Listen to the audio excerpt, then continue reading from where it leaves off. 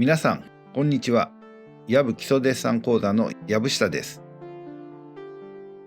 中級編第5回目はタオルとトマトを描きます。形、比例、材質感、固有色、立体感、空間、構図などに注意してデッサンを進めます。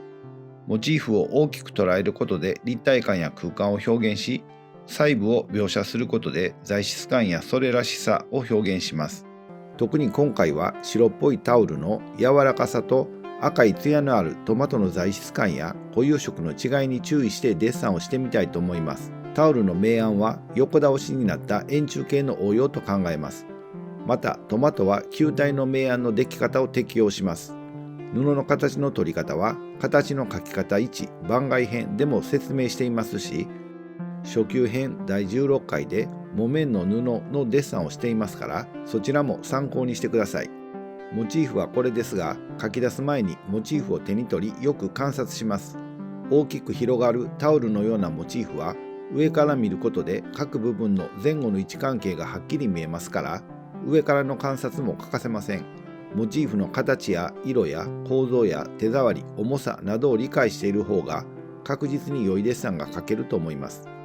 モチーフのことをよく知ることが魅力あるデッサンにつながりますから、これはデッサンを始める前の準備運動みたいなものです。画用紙は八つ切りの大きさ 38cm×27 センチと、鉛筆は三菱ユニの 2H から 5B までの濃さの鉛筆を使いました。また鉛筆の濃さは鉛筆ホルダーに表示していますから参考にしてください。動画の再生速度も画面中に表示しておきます。また制作時間は4時間でした。この動画を最後まで見れば制作手順、鉛筆の動かし方、練りゴムの使い方などがわかると思いますから、最後まで見てぜひ参考にしてください。動画を見て、なるほど、そうするのかと合点がいけば、それだけ皆さんは上達したことになります。それではタオルとトマトのデッサンを始めましょう。まず最初に当たりを取ります。タオルの左右の端と下の端の位置の当たりを取り、タオルの四角やよく曲がっている部分の位置を探りながら描いていきます。鉛筆は HB を使っています。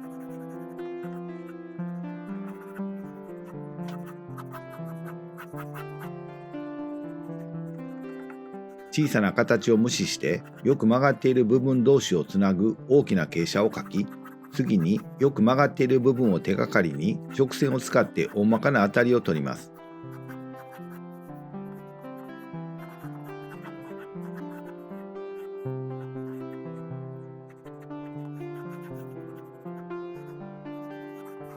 トマトの形も大まかに描いておきます。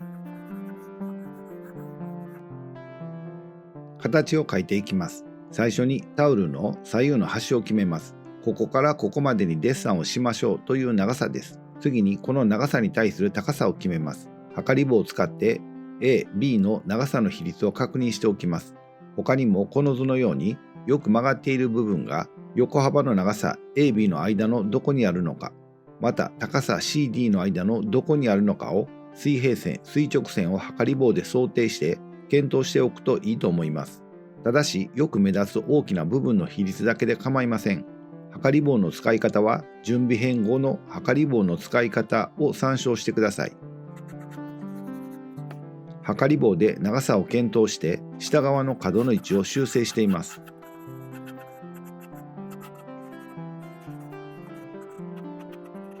当たりの線よりももう少し小さな曲がり角に着目しながら直線を使って形を描いていきます。どの部分を描いている時もタオルの各部分との位置関係を頭の中で検討しながら描いていきます。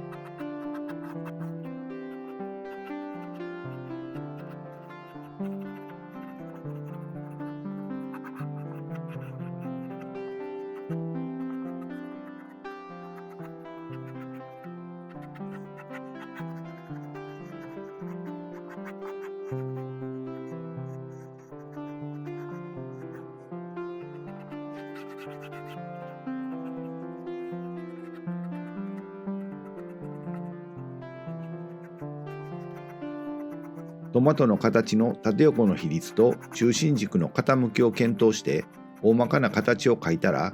ヘタから立ち上がるポコポコとした輪郭線を描いていきます。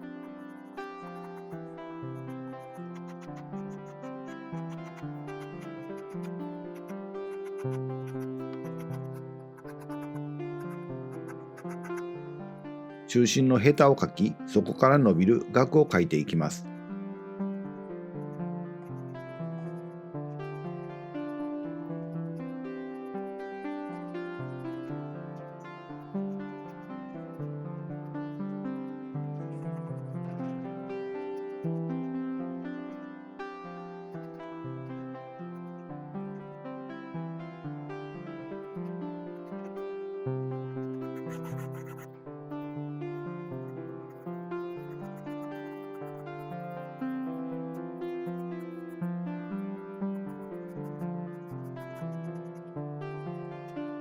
タオルの材質感は折れ曲がり方にも現れますから、もう少し細かく形を描いていきます。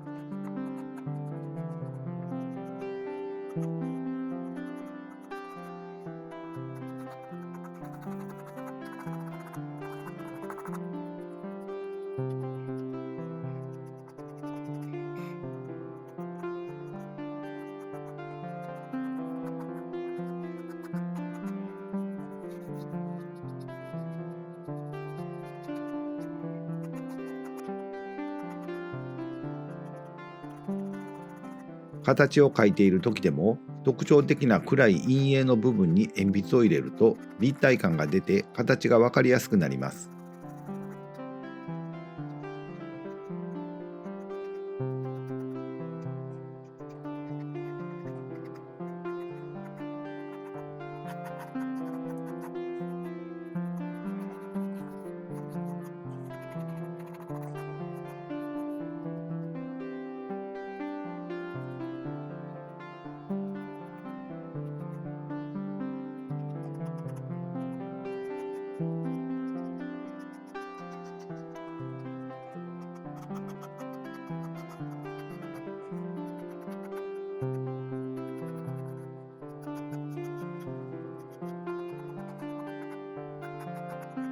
トマトももう少し描いておきます。トマトの輪郭線は一続きの線ではなく、ポコポコとした膨らみを表す線の重なりによって一周しています。これで形は完成です。不要な線や濃くなりすぎた線は練りゴムで薄くし、消しカスは跳ねぼうきで払っておきます。明暗を描いていきます。最初にどこから光が来ているのか光源の位置を確認しておきます。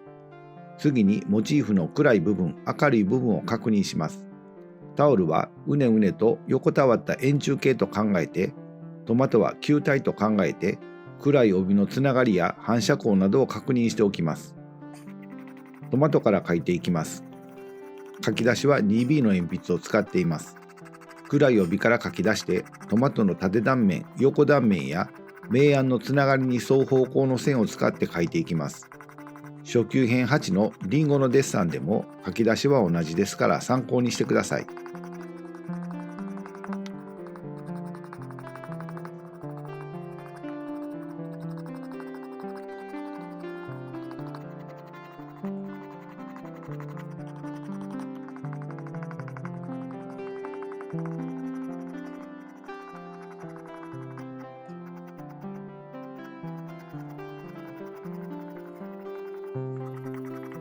タオルを描いていきます。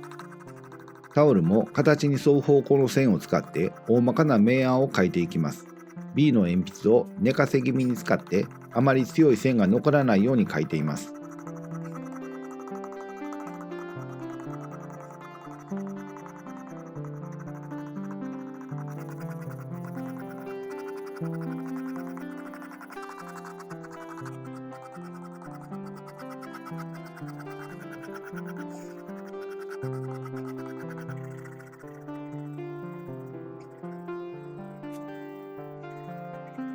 大まかな明暗は目を細めてみるとよくわかります。これ以上細めると見えなくなってしまうというくらい目を細めて明暗を大きく捉えます。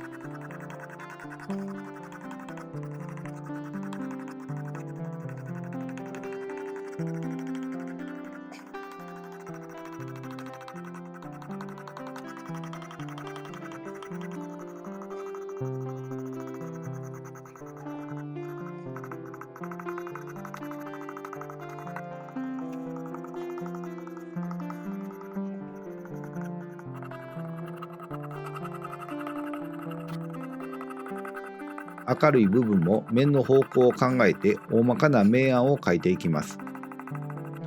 タオルの大きな面の向きはこのように上向きの面、立ち上がりの面の連続として考えて明暗を検討します。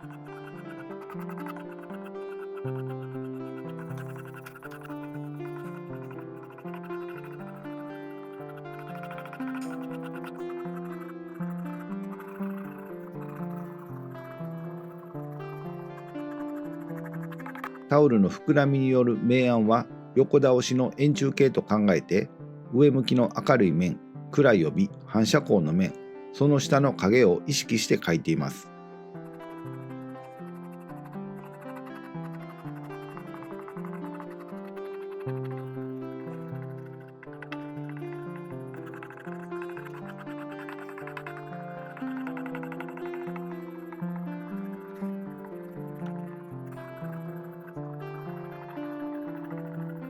タオルを上から見て確認したように、前後でかなり奥行きがありますから、奥の方はこの段階でも弱く薄く描いておきます。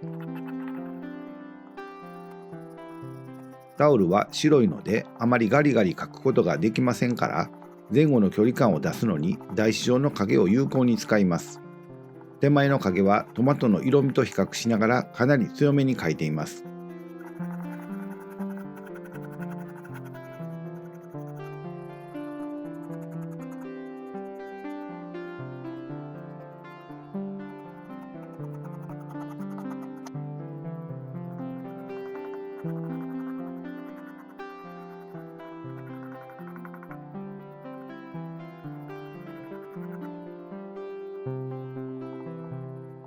手前のタオルの折れ曲がりは小さく、ファイル地の毛羽立ちもあり見づらいですが、見当をつけて暗い帯を描いていきます。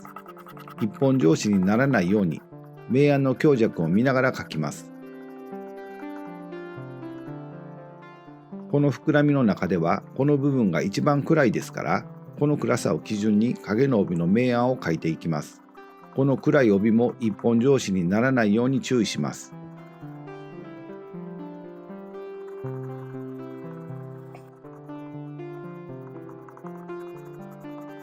この影の暗さはこの上の反射光の明るさを表現するのに不可欠ですから、遅れないように描いていきます。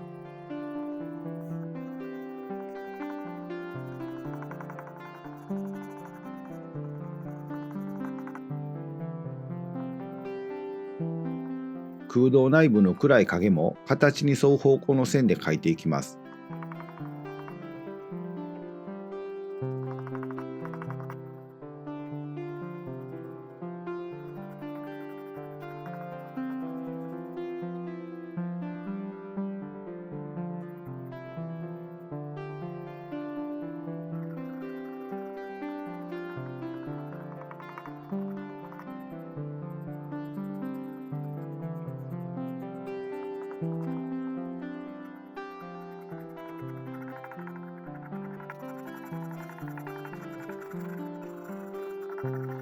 この膨らみの暗い帯ははっきりとは出ていませんが、大まかな明暗を描いておきます。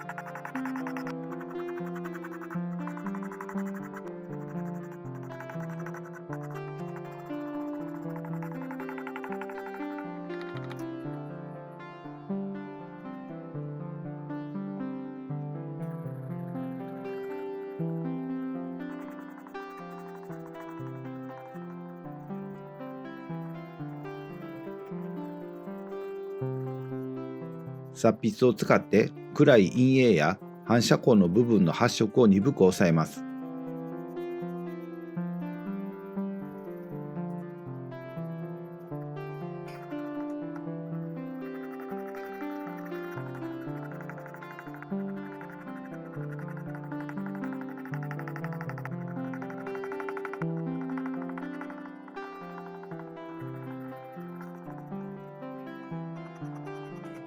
トマトに戻ってきて書き込みを続けます。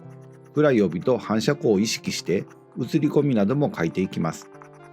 トマトの赤みはかなり暗いですから 3B の鉛筆を使っています。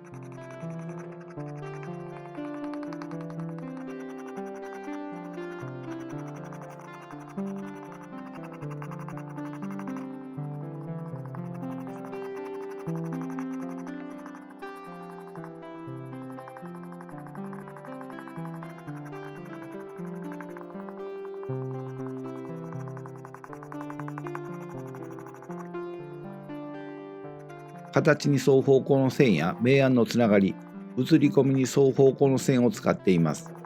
常にトマトの球体感を意識して書き進めます。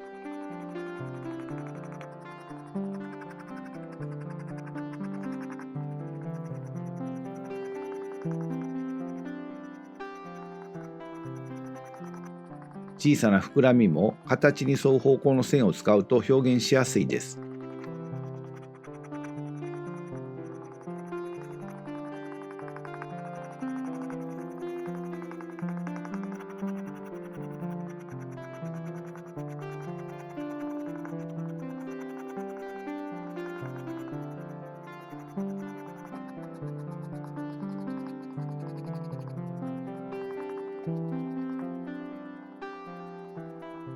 回り込む輪郭線付近は弱く描くようにします。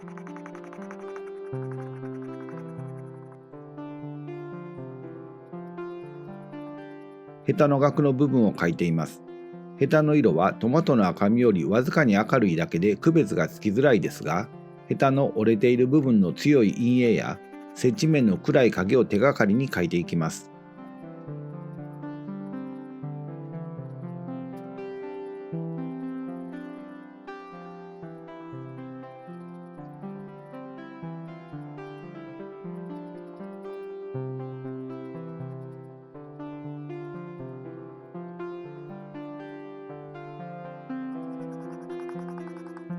この部分は反射光が当たって明るい部分ですが、トマトの影が映り込んでかなり暗くなっています。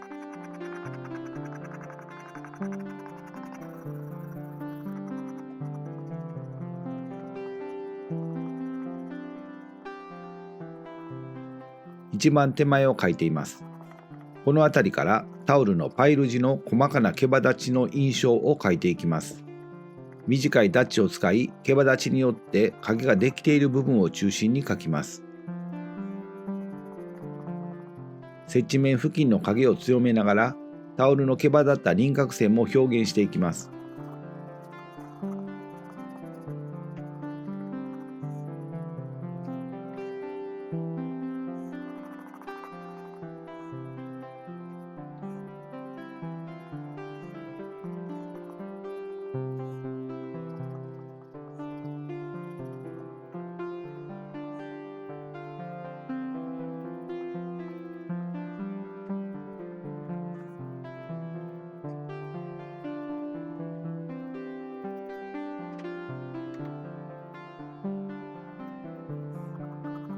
影の中にも濃淡の変化がありますから見逃さないようにします。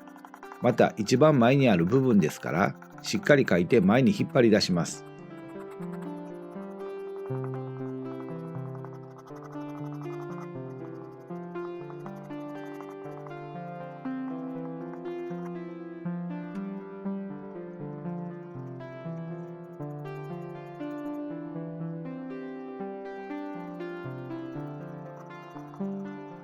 この影を暗く描くことで上の大きな膨らみの立体感を表現しますが、奥まった暗さですから鈍い発色になるようにティッシュや筆筆でこすったりします。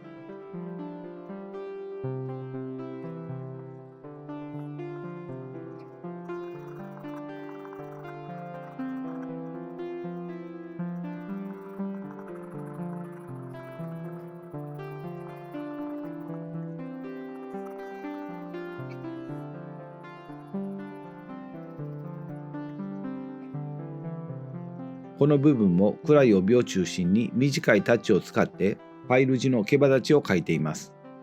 暗い帯の流れが一本上紙にならないようにしっかり観察します。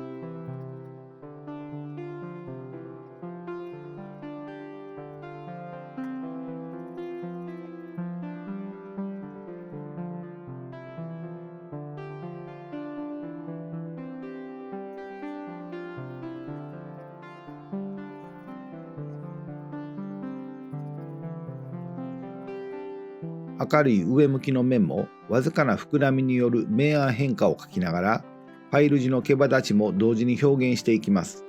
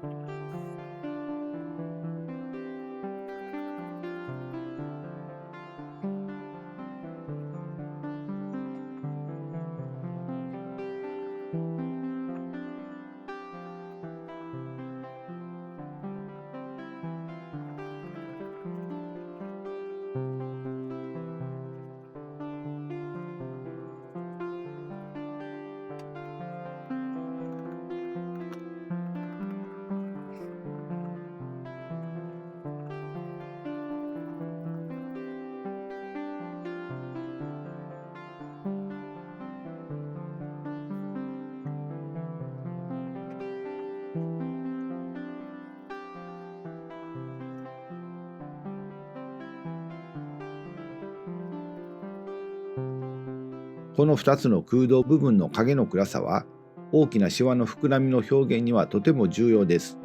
上と下、手前と奥で明暗に変化がありますから、よく観察します。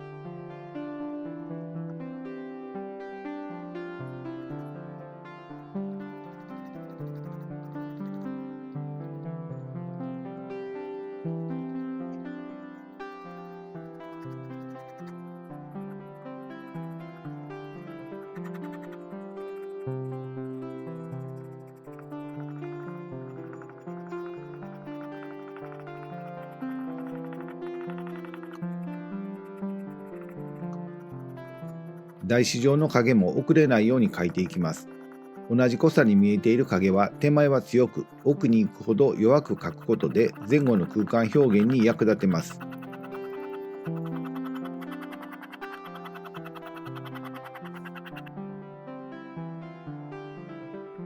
大きな明暗を意識しながらファイル字の毛羽立ちを描いています。鉛筆は HB を使っています。時々2メートルほど離れたところにデッサンを置いて、モチーフとデッサンをゆっくり見比べてください。距離を置いて見ることで自分のデッサンを客観的に見ることができます。そして書くべきところをしっかり確認してからデッサンを再開します。見る、確認する、書くのサイクルを常に繰り返します。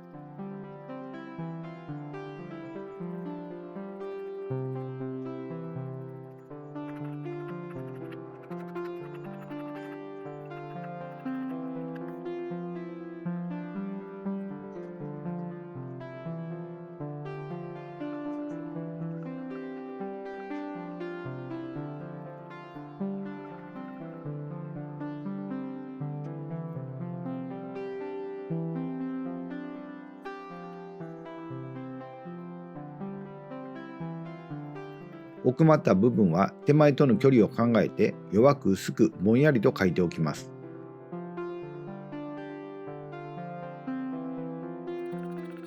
ここから5倍速表示になります。鉛筆の動かし方は今までと同じです。トマトに戻ってきて書き込みを続けます。トマトの暗い帯、その下の反射光、反射光の中のトマトの影、輪郭線付近の回り込む形、ポコポコとした小さな形、映り込んでいるものの色味などに注意して描いていきます。特にトマトの赤みはかなり濃いですから 4B、5B の鉛筆も使って固有色をしっかり表現していきます。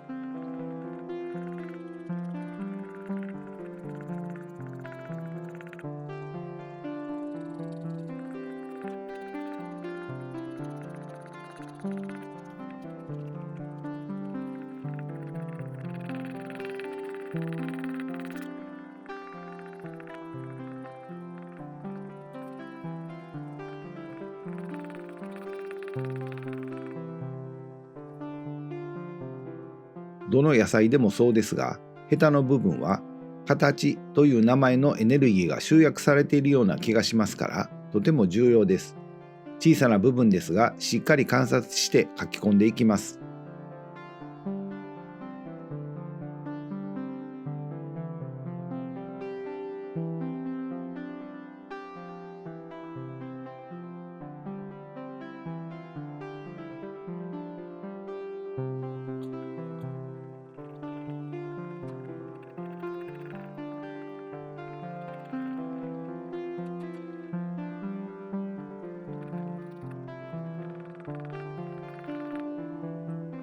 この台紙状の影にもファイル地の毛羽立ちが反映されています。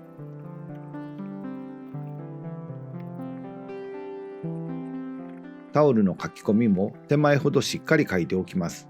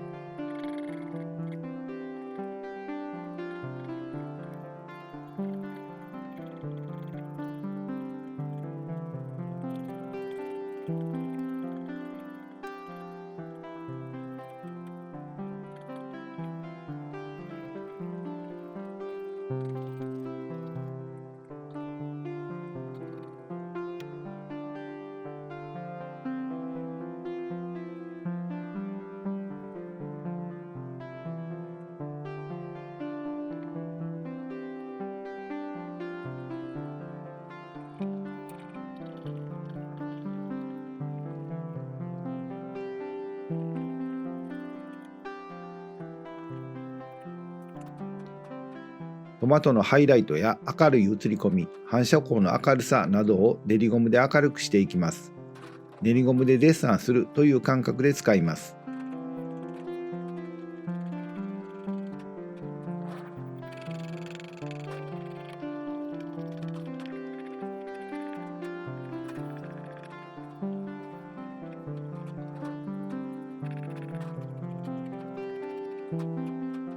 描いたり練りゴムで明るくしたりとトマトをしっかり見ながら最後の微調整を繰り返します。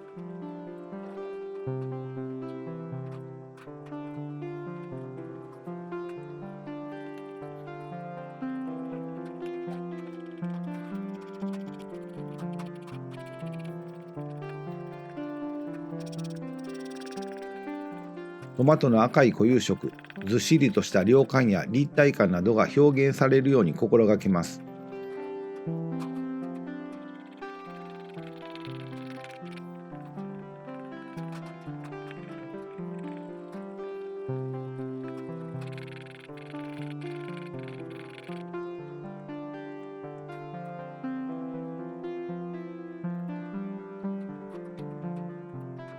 タオルの縁のファイル地と平織り部分の境目の毛羽立ちの明るさを描くことでこの2つを区別します。また平織り部分は毛羽立ちがありませんからファイル地部分と書き分けます。タオルの厚みの明るさを明るくします。いつも言いますが厚みの表現が材質表現には欠かせませんからしっかり明暗を観察します。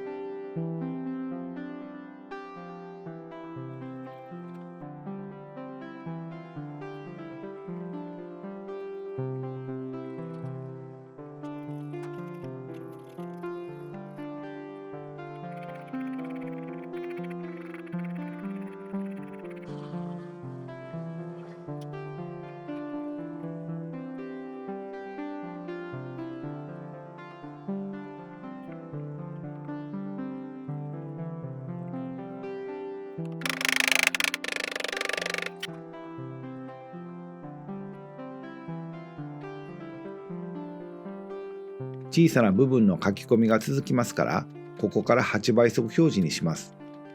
全体を見ながら最後の書き込みをしています。全体の明暗、前後の距離感、タオルのふっくらとした立体感や質感、タオルの白い色やトマトの赤い固有色、トマトの量感や立体感などに注意してデッサンを続けます。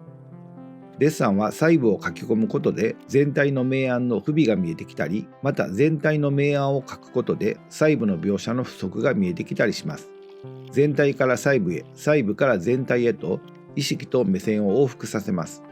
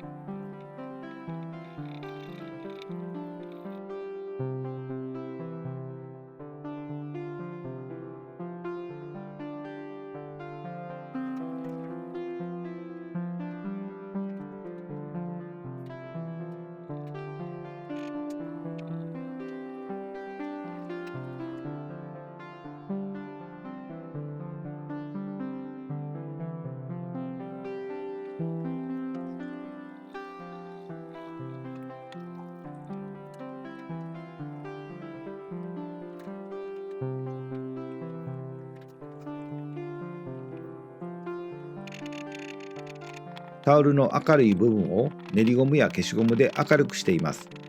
練りゴムの先端を細くしたり広くしたりして、こするように使ったり叩くように使ったり、ファイル時の明るさに合わせて形を変形して使います。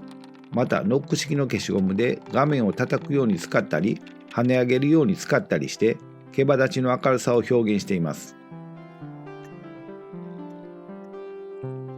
消しゴムを使って描いた輪郭線付近の毛羽立ちをなじませておきます。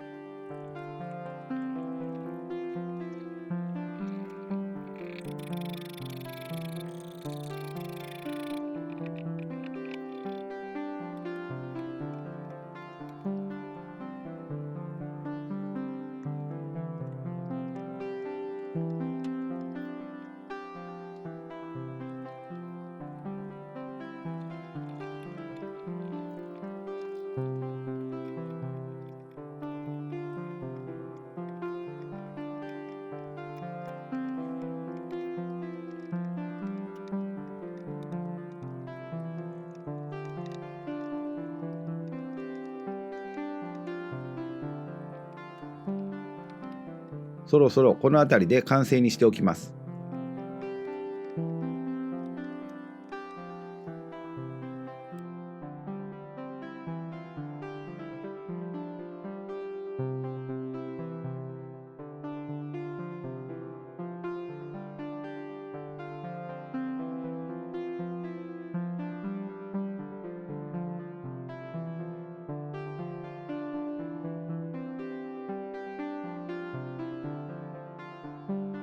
はい、皆さんいかがでしたか？今回はタオルとトマトのモチーフでしたが、実は藪下的にはタオルの材質感を描くことを今回の主要な目的にしようと思っていたのですが、書き出してみると思いのほかトマトの固有色や肌質の表現が面白くなってしまいました。また初級編でトマト単独モチーフのデッサンをしてみたいと思います。それでは今回の要点をまとめます。1、タオルの形はよく曲がっている部分に着目して大まかな直線で描く。2、タオルの形の膨らみは変形した円柱形と考えて、接地面の影、反射光、暗い帯、明るい部分を一体で考える。3、タオルのパイル地は短いタッチの線や練りゴム、ノック式消しゴムなどを工夫して使い、材質感やそれらしさを表現する。4、トマトは球体の変形と考えて、球体の明暗を適用する。5、タオルとトマトの色味や材質感の対比を考えて、トマトの赤いツヤのある固有色をしっかり表現する。はい、皆さんお疲れ様でした。タオルとトマトのデッサンの説明は以上です。チャンネル登録、高評価、コメントもお願いしますね。それでは今日はこれでおしまいにします。また次回の動画でお会いしましょう。皆さんごきげんよう。